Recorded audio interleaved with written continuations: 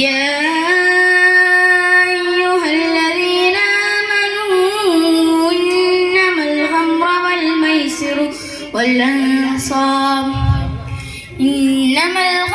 والميسر والأنصاب والأزلام رجس من عمل الشيطان فاجتنبوه لعلكم تفلحون. ബഹുമാന്യരായ ഈ പരിപാടിയുടെ അധ്യക്ഷൻ, പ്രിയപ്പെട്ട കൂട്ടുകാരെ, മുത്തുനബി സല്ലല്ലാഹു അലൈഹി വസല്ലം തങ്ങളുടെ 1500-ാം ജന്മദിനം ആഘോഷിക്കുന്ന ഈ സുദിനത്തിൽ ലഹരിയെ തുരത്താം എന്ന വിഷയത്തിൽ ചുരുക്കം ചില കാര്യങ്ങൾ ഞാൻ നിങ്ങളുമായി പങ്കുവെക്കട്ടെ. 2025 ജനുവരി 20-ാം തീയതി ഞാൻ രാവിലെ പത്രമെടുത്ത് നോക്കിയപ്പോൾ കണ്ട ഒരു വാർത്ത എന്നെ വല്ലാതെ വേദനിപ്പിച്ചു. 25 വയസ്സുള്ള മുഹമ്മദ് ആഷിഖ് എന്ന ഏക മകൻ 53 വയസ്സുള്ള ക്യാൻസർ ബാധിച്ചു കിടപ്പിലായ സ്വന്തം ഉമ്മയെ വെട്ടുകത്തികൊണ്ട് വെട്ടിനുറുക്കി ഇല്ലാതാക്കിയ ഒരു വാർത്തയായിരുന്നു അത്. ഉമ്മയെ ഇല്ലാതാക്കിയതിനു കാരണമായി അവൻ ലോകത്തോട് വിളിച്ചു പറഞ്ഞത്, എന്റെ ഉമ്മ എനിക്ക് ജന്മം നൽകിയതിനുള്ള ശിക്ഷയാണിത്.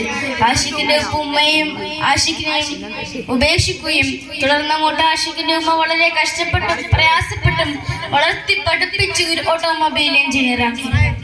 എന്നാൽ അവൻ ഒരു മയക്കുമരുന്നിന് അടിമയായെന്ന് പിന്നീട് അറിയുകയും 5 ലക്ഷം രൂപ ചെലവഴിച്ച് അവനെ അതിൽ നിന്ന് മോചിപ്പിക്കാൻ ശ്രമിച്ചു.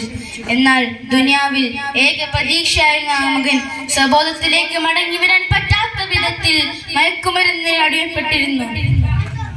ഇതുപോലെയാണ് പാലക്കാടുള്ള ശിവൻകുട്ടി എന്ന പേരുള്ള അച്ഛൻ സിജിൽ എന്ന സ്വന്തം മകന്റെ മയക്കുമരുന്നിന്റെ സ്വാധീനത്തിലുള്ള അക്രമം തടയവേ സ്വയരക്ഷാർത്ഥം വീട്ടിലുള്ള വെട്ടുകത്തിയെടുത്ത് അവനെ വെട്ടി മുറുക്കി ഇല്ലാതാക്കി.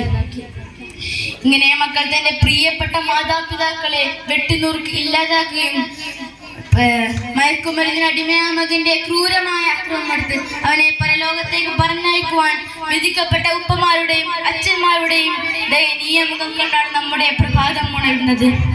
പ്രിയപ്പെട്ടവരെ, എന്താണ് ഇത്തരം സംഭവങ്ങൾ നമുക്ക് നൽകുന്ന സന്ദേശം? മനുഷ്യകുലത്തെ തന്നെ ഇല്ലാതാക്കുന്ന ഒരു വാളായി മാറിയിരിക്കുകയാണ് ഈ മയക്കുമരുന്നുകൾ. ഈ വിപത്തിനെ നാം പ്രതിരോധിക്കേണ്ടതുണ്ട്. ഇതിന്റെ നിർമ്മാണവും വിതരണവും ഉപയോഗവും തടയുന്നതിനു വേണ്ടി NDPS ആക്ടും കൂടാതെ പ്രത്യേക കോടതികളും നമ്മുടെ ഭരണകൂടം നിർമ്മിച്ചെങ്കിലും കടുത്ത ശിക്ഷ നൽകി വരുന്നുണ്ടെങ്കിലും സമൂഹത്തിലെ ലഹരിക്ക് അടിമപ്പെടുന്നവരുടെ എണ്ണം നാൾക്കുനാൾ വർദ്ധിച്ചു വരികയാണ്. പാൻ മസാലകളും മദ്യവും കഞ്ചാവും MDMAയും ഹശീഷും കൊക്കൈനും നമ്മുടെ നാട്ടിലെ ഓരോ കവലകളും സുലഭമായി ലഭ്യമായുള്ള വാർത്തയെ അത്ഭുതപ്പെടുത്തുന്നു. ലോകത്തുള്ള ഒരു മതവും ഒരു പ്രത്യയശാസ്ത്രവും ഒരു സംഘടനയും ഒരു രാഷ്ട്രീയ പാർട്ടിയും ഈ മയക്കുമരുന്ന് ഉപയോഗത്തെ പിന്തുണയ്ക്കുന്നില്ല. ഇവിടെയാണ് പരിശുദ്ധ ഖുർആന്റെ മുന്നറിയിപ്പ് പ്രസക്തമാകുന്നത്. യാ അയ്യുഹല്ലദീന ആമനൂ ഇന്നമൽ ഖംറ വൽ മൈസിറു വൽ അൻസാബ് വൽ അസ്ലാം റിജ്സും മിൻ അമലി ശൈത്താൻ ഫജ്തനിബൂഹു ലഅല്ലകും തുഫ്ലിഹൂൻ. O believers, the intoxicants, gambling and idols, drawing lots for making decisions, all are evil activities of shaitan. So avoid them so that you may be successful. അതുകൊണ്ട് നാം ഈ വിപത്തിനെ പ്രതിരോധിക്കേണ്ടതുണ്ട്. നാം ശക്തമായ ബോധവൽക്കരണം മുന്നറിയിപ്പുമാണ് ഇതിനാവശ്യം.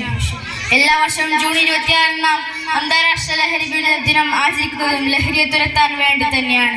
ഇതാണ് ഈ വർഷത്തെ അന്താരാഷ്ട്ര ലഹരി വിരുദ്ധ ദിനത്തിന്റെ പ്രമേയം. The evidence is clear in prevention. തെളിവ് വ്യക്തമാണ്, പ്രതിരോധത്തിൽ നിക്ഷേപിക്കുക. ഇങ്ങനെ എത്ര യൗവനങ്ങളെയാണ് ലഹരി നശിപ്പിക്കുന്നത്. എത്ര കുടുംബത്തിന്റെയും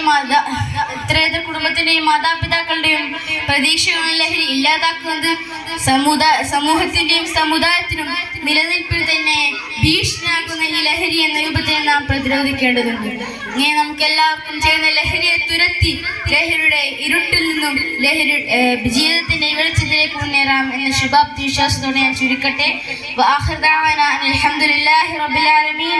അസ്സലാമു അലൈക്കും വറഹ്മത്തുള്ളാഹി വബറകാതുഹു.